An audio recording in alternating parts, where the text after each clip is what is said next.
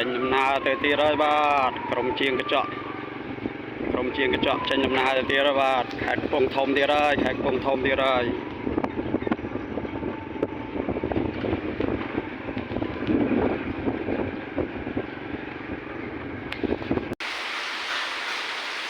ដោយជាជំនាញជាដែលបានការងាររបស់ខ្ញុំមកដាក់ចកដោយដាក់បាន 60% ហើយផ្ទះដែលខ្ញុំបានធ្វើបាទនេះ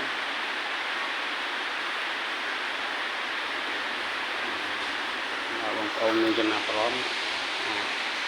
ចាក់ចូលមកខ្ញុំបានបាទនេះជាកញ្ចក់ដែលខ្ញុំដឹកមកថ្ងៃមុន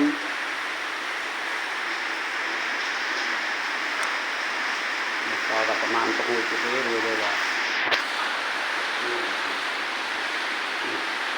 ចត់ពួកខ្ញុំបានដាក់ហើយហើយមកជំនាញប៉ុណ្ណេះបាទ